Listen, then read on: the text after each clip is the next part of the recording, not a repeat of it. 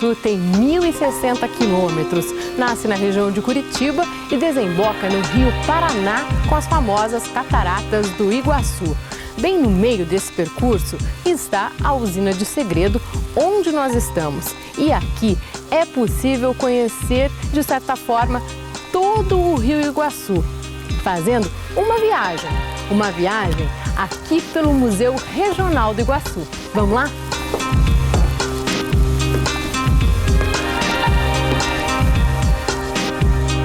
Entrar por esta porta é quase que navegar de fato pelas águas do Iguaçu. E é esta canoa usada pela comunidade ribeirinha na década de 30, a primeira peça que quem chega vê. Mas aqui estão guardados tesouros bem mais antigos que mostram como era a vida dos habitantes à margem do rio. O museu faz parte do programa de educação ambiental previsto durante a construção da hidrelétrica de Segredo. A história começa com a ocupação do Vale do Iguaçu, marcada pelas tribos Guarani e Caigangue. É possível conhecer um pouco da cultura desses índios que conviviam e bem com a natureza. Italianos, poloneses, alemães. Os imigrantes que colonizaram estas áreas também são homenageados com a mostra de utensílios e máquinas que eram usadas na lavoura e na extração da erva mate. O interessante aqui também é essa Casa do Caboclo, encontrada às margens do Rio Iguaçu e trazida para cá. E aqui é possível confirmar que quem vivia nessa região misturava os costumes indígenas com os costumes europeus. E quem vai explicar isso para a gente melhor é a Jacira, que é coordenadora do museu. Jacira, onde aqui é possível ver essas duas misturas?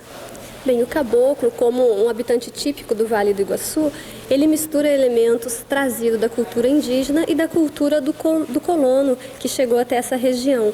Nessa casa a gente observa um traço muito forte, é o uso do chão batido, onde o caboclo sente a necessidade desse contato com a terra, que faz parte da cultura indígena. Outros traços no formato da casa, em forma de telhado de águas, em forma de paredes com janelas, são traços já trazidos também de uma nova cultura a esse habitante do Vale do Iguaçu.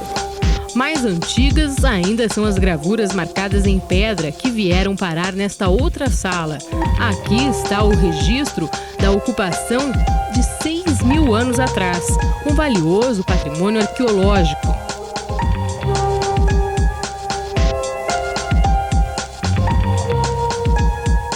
O museu possui um acervo muito rico, acervo de fauna, de flora e da memória cultural. E esse acervo está à disposição para pesquisa científica.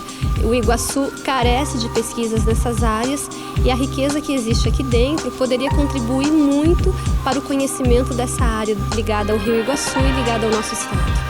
E especificamente nesta sala, é importante não estar só com os olhos atentos não, e sim com os ouvidos, para reconhecer os sons da natureza. E a impressão que se dá é que a gente está, de fato, no meio de uma mata.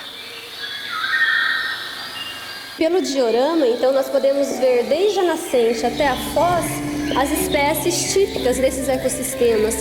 E aqui a gente pode realmente sentir toda essa exuberância de mata e de fauna. O roteiro inicia com a fauna e a flora da região de Curitiba, passa pela floresta com araucárias e termina no Parque Nacional do Iguaçu, com os animais que vivem em cada uma dessas regiões, do papagaio à onça pintada, do macaco prego ao jacaré do papo amarelo, além da imensa variedade de espécies de pássaros.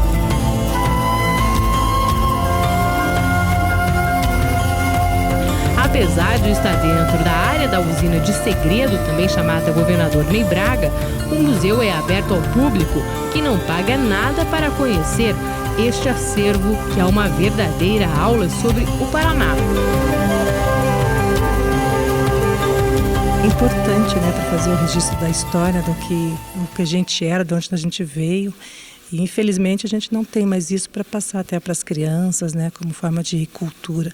somente cultura local, regional. A missão do Museu Regional do Iguaçu é justamente preservar essa história, às vezes como um todo e principalmente focado nessa região da área da usina hidrelétrica Governador Ney Braga. E o nosso passeio termina aqui do lado de fora. Olha só a vista que se tem aqui do mirante do museu. Além do belo cenário da região, é possível ver daqui a usina, construída há 14 anos. E para quem quiser, pode até espiar de bem pertinho.